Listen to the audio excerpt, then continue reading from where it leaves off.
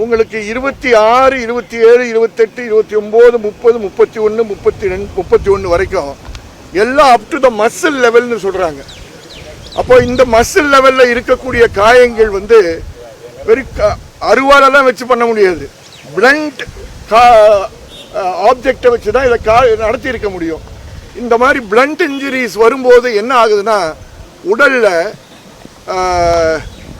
Creatine level அதிகமாக இறங்கி அது பிளட்டை பாய்சன் பண்ணி அது கிட்னிக்கு போய் சேரும்.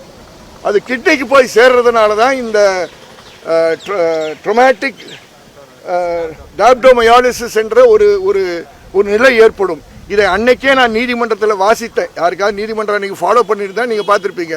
அதை வாசித்தேன். அதுதான் நடந்திருக்குன்றது இதை காட்டுது. அதனால் அவர் வந்து ஃபிட்ஸால் இறந்து போயிட்டார், ஹார்ட் ஃபெயிலியரால் உடந்து போயிருக்காரு தான் நிறைய பேர் பேசிகிட்டு இருந்தாங்க. அதெல்லாம் இதில் ஒரு வார்த்தை கூட இல்லைன்றதை வந்து நான் சொல்ல விரும்புகிறேன்.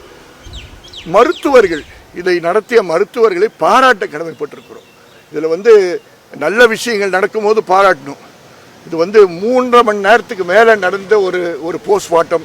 இந்த போஸ்ட்மார்ட்டம் ஆரம்பித்த நேரம் வந்து 5:45க்கு ஆரம்பிச்சது, முடிஞ்சது வந்து 9:20க்கு முடிஞ்சிருக்கு. ஒரு ஒரு ஒரு ரொம்ப நேர்மையாக நடந்திருக்கக்கூடிய ஒரு சமீபத்தில் நேர்மையாக நடந்திருக்கக்கூடிய ஒரு போஸ்ட்மார்ட்டம். அந்த போஸ்ட்மார்ட்டம் செய்த மருத்துவர்கள், அதுக்கு பக்கபலமாக பக்கத்தில் இருந்த ஜுடிஷியல் மேஜிஸ்ட்ரேட் திருப்புவனம், இவங்களெல்லாம் பாராட்ட நம்ம கடமைப்பட்டிருக்கிறோம். இதுதான் என்னுடைய, இது வந்து இன்டரம் ரிப்போர்ட். இது ஒரு ஃபைனல் போஸ்ட்மார்ட்டம் ரிப்போர்ட் அல்ல. இது வந்து ஒரு இன்டரம் ரிப்போர்ட். இது ஒரு ஃபைனல் போஸ்ட்மார்ட்டம் ரிப்போர்ட் அல்ல. ஃபைனல் போஸ்ட்மார்ட்டம் ரிப்போர்ட் வரும்போது முழுமையாக பார்த்துக்கொள்ளலாம். ஆனால் இதிலிருந்து அதோடைய திசை என்னவென்பது தெரிகிறது. ரொம்ப தெளிவாக இருக்கு. சிபிஐ விசாரணை பண்ணிருக்காங்க, எப்படி பார்க்குறீங்க? சிபிஐ விசாரணை எங்கேயும் பண்ணலை சார். ஏன் நம்ம தான் தவறாக பேசுகிறோம். மாண்புமிகு முதலமைச்சர் சிபிஐக்கு கொடுப்பதற்கு ஆட்சேபனை இல்லை, கொடுக்க நான் தயார் என்று அறிவித்திருக்கிறார். நீதிமன்றம் ஃபைனல் கால் எடுக்கும். அது என்ன கால் எடுக்கிறாங்கன்றது நீதிமன்றத்துடைய கையில் விட்டுருவாங்க. என்னுடைய தனிப்பட்ட கருத்து, தயவு செய்து சிபிஐக்கு போகக்கூடிய வழக்கு இது இல்லை. இது வந்து தமிழக காவல்துறையில் இருக்கக்கூடிய நேர்மையான உயரதிகாரிகள் பலர் தமிழகத்தில் இருக்கிறார்கள். ஆண்கள் பெண்கள் இருக்கிறார்கள். அவர்கள் வைத்து இப்போ நடந்துகிட்டு இருக்க ஜுடிஷியல் ஜட்ஜு நடத்திட்டு இருக்கக்கூடிய இந்த என்கொயரியில் வரக்கூடிய ரிப்போர்ட்டின் அடிப்படையில் விசாரணை கொண்டார்கள் என்றால் கண்டிப்பாக வேகமான, நியாயமான, முறையான, மக்களுக்கு மகிழ்ச்சியான தீர்ப்பு வழங்குவதற்கு வாய்ப்புகள் கண்டிப்பாக உண்டு. போஸ்ட்மார்ட்டம் ரிப்போர்ட்டுக்கு அப்புறம் இந்த காவல்துறை அதிகாரிகள் மீது நடவடிக்கை, சஸ்பெண்ட் ஆன காவல்துறை நடவடிக்கை நம்ம எல்லாமே 8ஆம் தேதி ரிப்போர்ட் போகிற வரைக்கும் நம்ம காத்திருக்கணும். கொஞ்சம் பொறுமை காக்கணும், வேற வழி கிடையாது. பொறுமையாக காத்தாதான் சரியான விஷயங்கள் வெளிவரதுக்கு ஒரு சூழல் ஏற்படும். அந்த பொறுமையை காத்திருப்போம். சார், இப்போ சார் இதுக்கு முன்னாடி நடந்த லாக்அப் டெத்லாம் பார்த்தீங்கன்னா கொடுத்துக்க புனையப்பட்ட எஃப்ஐஆர் சொல்லி பார்த்தோன்னா வலிப்பு வந்தது, இல்லை நெஞ்சுரியில் இறந்து போனது, இது மாதிரி தான் வந்து இப்போ இது மாதிரி ஒரு 10 கேஸ் பார்த்தா அப்படி தான் இருக்கும். இந்த புனையப்படக்கூடிய எஃப்ஐஆர் உடைய சாராம்ச சர்வீஸ், அதுக்கு என்ன சார் ஒரு தீர்வு இருக்கு? இல்லை இருக்கு. எந்த எஃப்ஐஆர் சொல்றீங்க? இப்போ இதுக்கு முன்னாடி நடந்த லாக்அப் டெத் இருக்கு. இப்போ இதுலேயே வந்து வலிக்கு வந்து தான் ஒரு வலிப்பு தான் இறந்து போக சொல்லியிருக்காங்க. இப்போ இதுக்கு முன்னாடி நடந்த லாக்அப் டெத்லாம் பார்த்தோன்னா நெஞ்சு வலி, வலிப்பு வந்து இறந்து போகிறாங்க அப்படின்ற மாதிரி தான் ஒரு எஃப்ஐஆர் வந்து புனையப்படுது.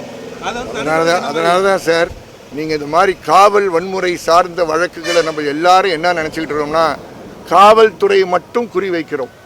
நான் பொறுப்புடன் சொல்ல விரும்புகிறேன், இது காவல்துறை சார்ந்த விஷயம் மட்டுமல்ல, இது ஜுடிஷியல் மேஜிஸ்ட்ரேட் சார்ந்த விஷயமும் கூட. திருப்போணத்தில் வித்தியாசமாக நடந்திருக்குன்னு பார்க்குறோம். ஒரு தைரியமாக ஜுடிஷியல் மேஜிஸ்ட்ரேட் செயல்பட்டுருக்காங்க. அதே மாதிரி மருத்துவர்களும் நேர்மையாக இருக்கக்கூடிய ஒரு சூழல். இங்கே மருத்துவர்கள் மிக நேர்மையாக நடந்திருக்கிறான்னு சொல்கிறோம். நல்ல விஷயங்களை நல்லா நடந்ததுன்னு சொல்வதும் பொறுப்பு, தவறான விஷயங்கள் தவறாக போகுதுன்னு சொல்வதும் நம்முடைய கடமை. நிக்கிதா விசாரணைக்கு கூப்பிட்றாங்களான்னு ஜட்ஜுக்கிட்ட நீங்கள் கேட்கணும். நான் என்கொயரி ஆஃபீஸர் கிடையாது. எனக்கு நிக்கிதாவுக்கு எந்த சம்மந்தமும் கிடையாது.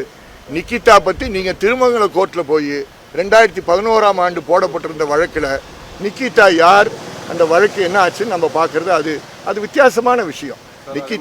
நிக்கிதா யாராக இருந்தாலும் அவங்க கொடுத்த புகார் சரியான்னு பார்க்குறது தான் முக்கியம். அவங்க கொடுத்த புகார் சரியில்லைன்னா பொய்யா புகார் கொடுத்ததுக்கு அவர் மேல் நடவடிக்கை எடுக்கிறது தான் காவல்துறையுடைய பொறுப்பாக இருக்குது.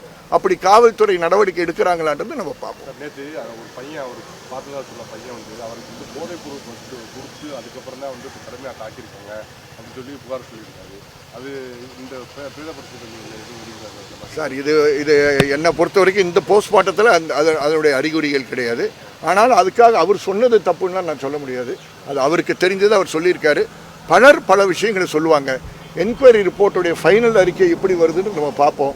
நல்ல என்ன சொல்கிற நம்பிக்கையோடு இருப்போம். அதாவது பொதுவாக நம்பிக்கையோடு பேசுகின்ற நபர் நான் கிடையாது. உங்களுக்கு எல்லாம் எனக்கு கோவப்பட்ட ஒரு ஹென்ரியை பார்த்துருப்பீங்க.